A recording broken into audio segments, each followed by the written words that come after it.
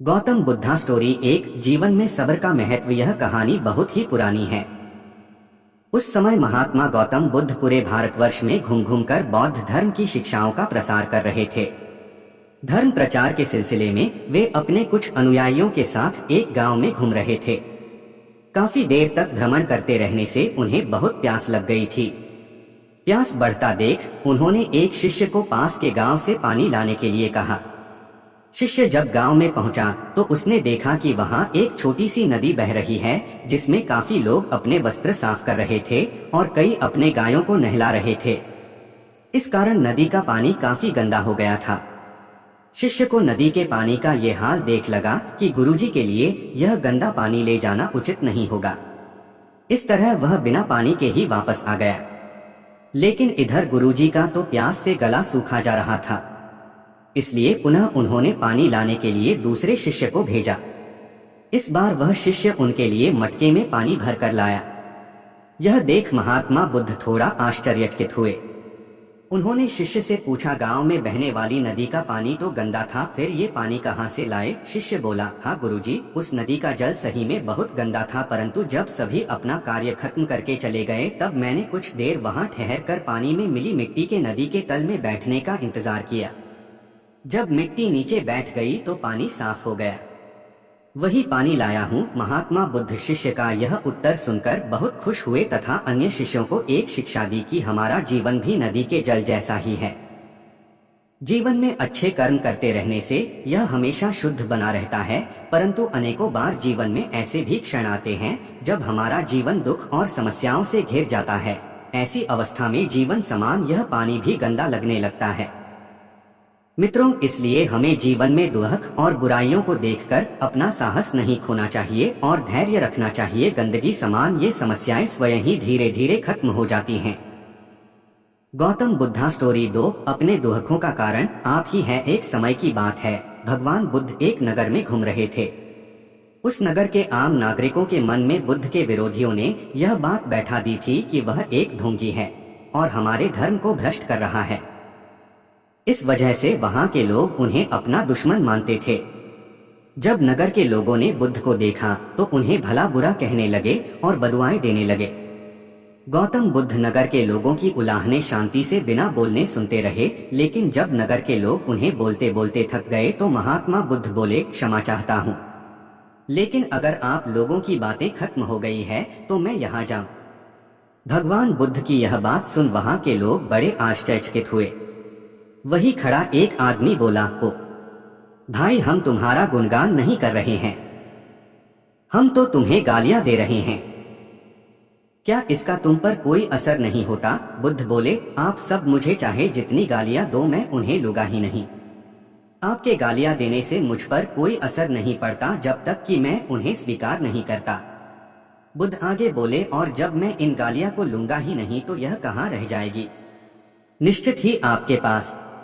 मित्रों, बुद्ध के जीवन का यह छोटा सा प्रसंग हमारे जीवन में एक नया परिवर्तन ला सकता है, क्योंकि बहुत से लोग अपने दुखों का कारण दूसरों को मानते हैं, जो कि अच्छी बात नहीं है।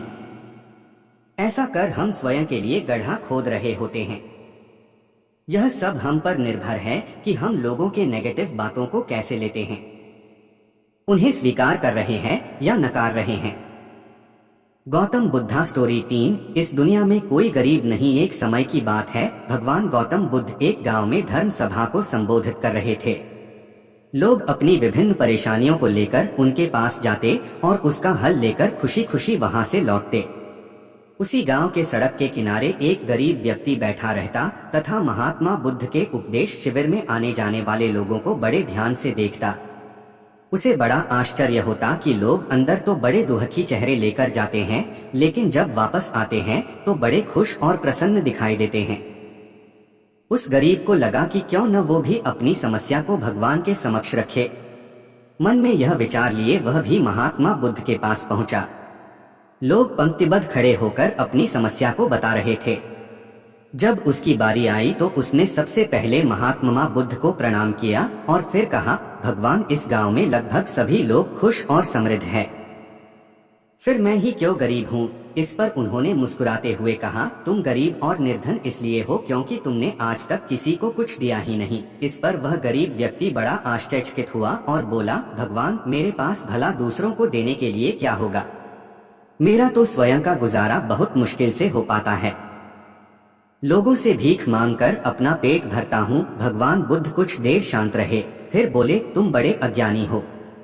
औरों के साथ बांटने के लिए ईश्वर ने तुम्हें बहुत कुछ दिया है, मुस्कुराहट दी है जिससे तुम लोगों में आशा का संचार कर सकते हो, मुख दिया है ताकि लोगों से दो मीठे शब्द बोल सकते हैं, उनकी प्रशंसा कर सकते हो, दो हाथ दिए हैं, लोगों की मदद कर सकते हो। ईश्वर ने जिसको ये तीन चीजें दी है वह कभी गरीब और निर्धन हो ही नहीं सकता। निर्धनता का विचार आदमी के मन में होता है, यह तो एक भ्रम है, इसे निकाल दो।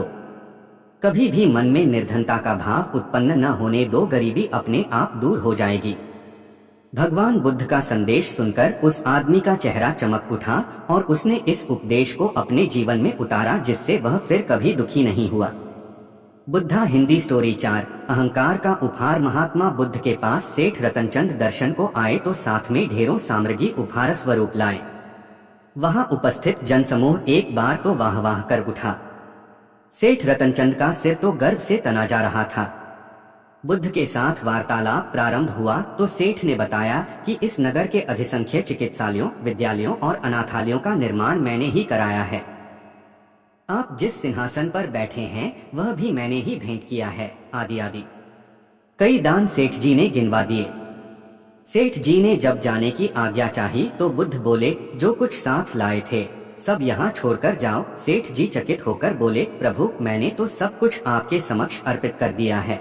बुद्ध बोले, नहीं, तुम जिस अहंकार के साथ आए थे उसी के साथ वापस जा रहे हो। यह सांसारिक वस्तुएं मेरे किसी काम की नहीं।